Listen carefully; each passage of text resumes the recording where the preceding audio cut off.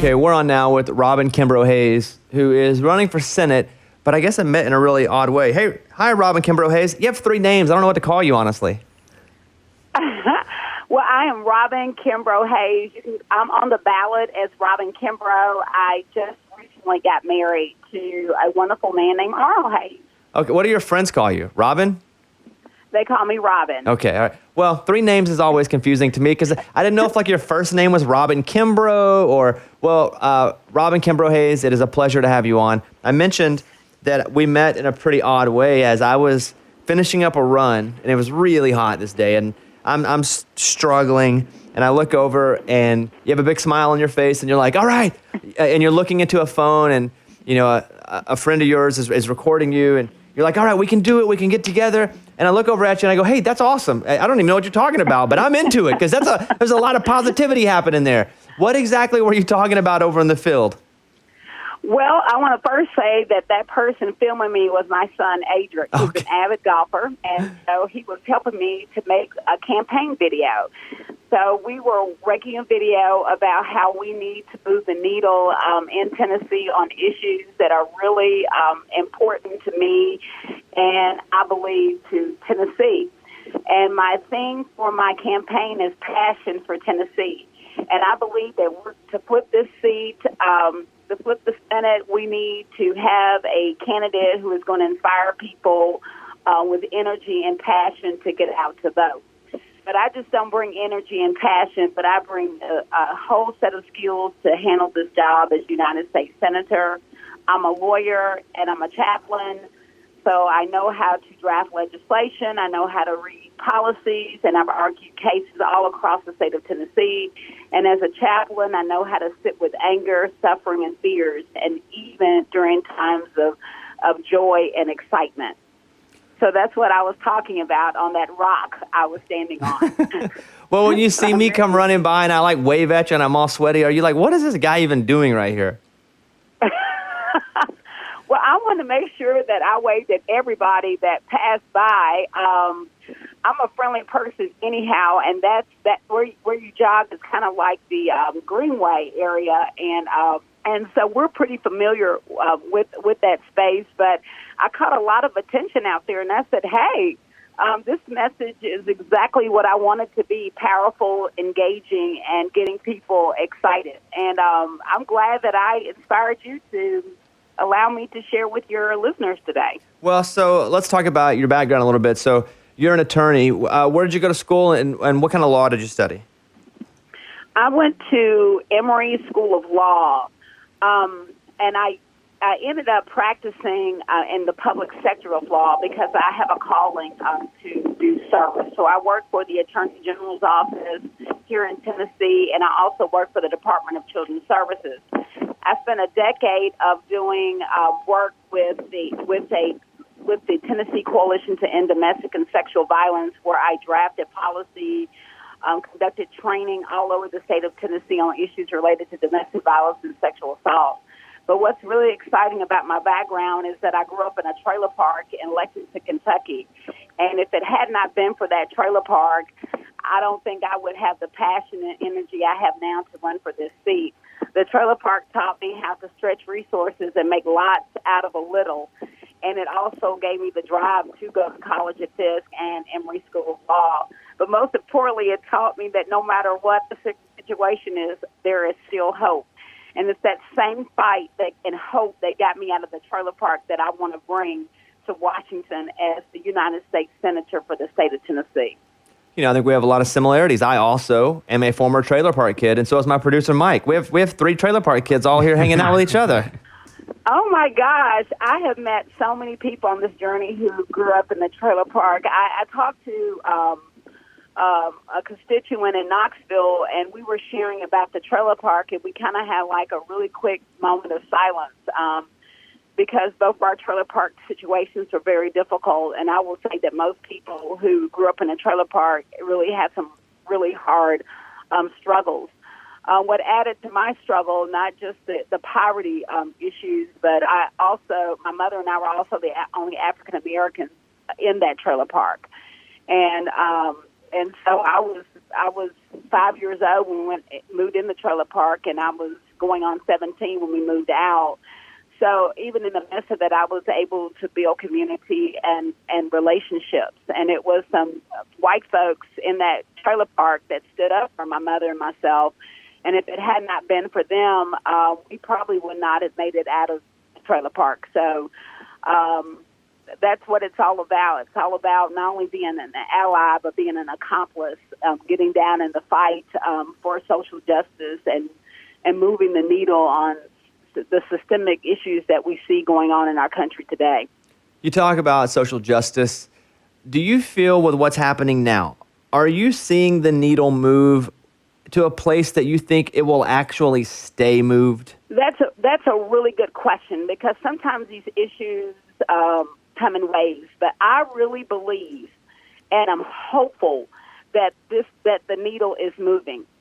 So in the news, you've probably seen that on the Senate or the Congress floor now that we have legislation called the Justice and Policing Act. And that act is a really big deal. And one of the things that act does, it removes the cloak of qualified immunity. That is a huge deal. So when you remove qualified immunity on Section 1983 cases, particularly against police officers, that is a very radical move, and it needs to happen. Qualified immunity is a creature of case law by the Supreme Court, and now Congress is taking it under and making and doing some revisions to that. Actually, they're getting rid of it. And what qualified immunity does is essentially protect police officers from being sued civilly for some of the actions that we've seen with George Floyd and Breonna Taylor, and here in Nashville, Daniel Hambrick and Jacqueline Clemens. So that removing that qualified immunity is going to allow more accountability with police behavior. And I'm really hoping that this statute would pass, because it will also include progressive legislation regarding policing in terms of wearing body cameras and requiring independent investigations of these matters, and additional training for police officers. So I think this is a really important piece of legislation. If it gets passed, I believe the country is going to be moving in the right direction. But I will say this to everyone, that if this legislation does not get passed on this go-around, when I become United Senator, I'm going to continue to fight for justice in policing, and I'm going to fight for the anti-lynching legislation that's also on the heel at this time. So I really am hopeful that the needle has been moved, and it's being moved because we see it is a new time. We're at a pivotal stage in our history in our country, and we need to act upon it now. We can see now that this movement involves all people. We have people from all walks of life, all races, ethnicities. It's an intergenerational movement, because they're, in the words of Fannie Lou Hamer, they're sick and tired of being sick and tired. And they want to change the culture of our nation just like I do. They want to take back the rule of law. They want to take back democracy. And we need leadership that's going to work with the movement that is happening now in our country. So I'm personally excited about it. I'm hopeful that it will definitely move the needle on where we need to go in terms of breaking the cycle of hate and ending systemic racism in our country. You know, when Black Lives Matter and the saying, and people say it, and then you have people tweeting back or hashtagging back, all lives matter. And it almost now has become a political thing, which is odd, that it's almost a political thing to say one thing, to reply back with an all lives matter. How do you feel about Black Lives Matter and where it stands, and a lot of the folks that are coming going, well, no, all lives matter? And where do you stand on that? This is a great question. I just had this conversation with my son this morning. When we talk about Black Lives Matter, what we're saying is that we are claiming the humanity of being a black person in America. And as we reclaim our humanity, it does not deny the humanity in someone else's. It is saying that we matter. So let's look at this historically. When our country was founded, and I'm going to talk about this in terms of voting, okay? So only white men who own property could vote, okay? So a poor person who's white, and I'm going to speak about it in that context, could stand up and say, well, poor people matter, okay? They're reclaiming their humanity, their rights as a citizen of the United States. So then all white men could vote. So white women were saying, well, white women matter, okay? And here we have another group of people, slaves, black slaves during this time, who were counted as 3/5 of a person. That means they weren't even counted as a full human. Then as things progressed, black men got the right to vote.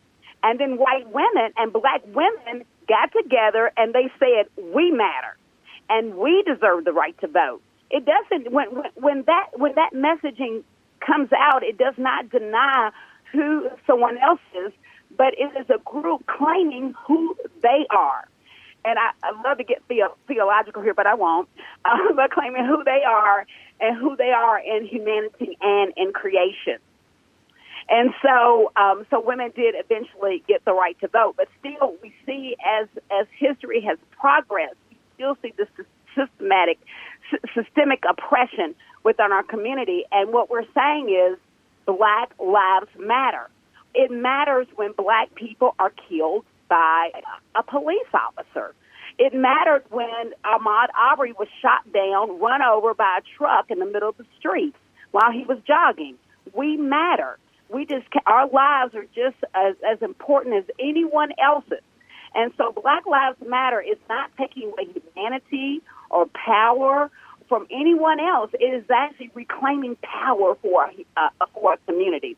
And this is why the mayor had Black Lives Matter painted in the street all the way to the White House, because it is a statement that we matter. Our voice counts. We exist. And when we claim Black Lives Matter, we claim that everyone matters, because I believe that all of this oppression that we're seeing in systemic racism is a reflection of much of the oppression that we see in our community, whether it's oppression based upon race, gender, or class. So please, I hope people understand, Black Lives Matter, you're claiming, hey, that this person, just like me, is human too, and they deserve to be valued in terms of not being killed by police officers, not having health insurance. Like, I believe that people who are uninsured, their lives matter. And this is why I'm for Medicare for all. So I believe that all of this needs to speak to all the layers of oppression in our community. So this is why we got white people saying Black Lives Matter, because they know if they claim the humanity of another person, they claim the humanity of all of us. Well said. Robin Kimbrough Hayes, she is running for United States Senate. She'll be on the ballot August 6th. Now, there is early voting July 17th all the way through August 1st. That's right? That's exactly right. And I ask that you please vote for me. I'm a progressive candidate. Not only can I speak to these issues, but I'm going to bring action. I care about all people, and I have a wonderful platform that will change the culture of our nation as we look at health care, as we look at labor rights, as we look at social justice issues and criminal reform, and as we look at women's rights, women's right to choose, and equal pay for equal work. Who's your biggest contender over on that on your side over there? Who do you got to take down? I gotta take down some folks.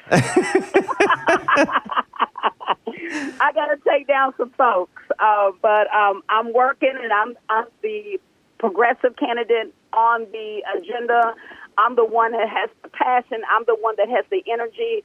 I'm the one that has the skills as a lawyer and a chaplain to bring our party and Tennessee together, because we are one nation under God, indivisible, with liberty and justice for all. Nice. I love that. Well, it was a great meeting you. We didn't spend a lot of time together with Corona and me sweating like a big gross human. But I did say, I was like, hey, just message me. I'd love to talk to you.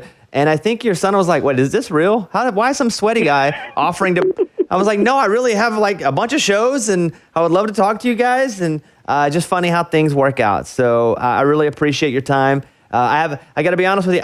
I haven't looked you up yet. I wanted to talk to you first. But I'm definitely going to spend a little time now seeing, what more you're about, like in the trenches, I really appreciate that, and please share me with your over 1 million followers on Instagram. Okay, well, we'll see about that. I got to do a little more research myself. Robin Kimbrough Hayes, it's really been a pleasure talking to you. You can follow her on Instagram, Kimbrough Hayes TN. So Kimbrough, Kimbrough, Hayes, Hayes, and then TN as in Tennessee. Robin Kimbrough Hayes, thank you for your time. I hope you stay safe and good luck. You too, and thank you very much. You're welcome. For your kindness. See you later. Bye. Hey guys, it's Bobby Bones. Welcome to the channel. If you're new to the channel, subscribe and then go check it out. A lot of artists, a lot of songwriters, a lot of music. Welcome to the Bobbycast channel.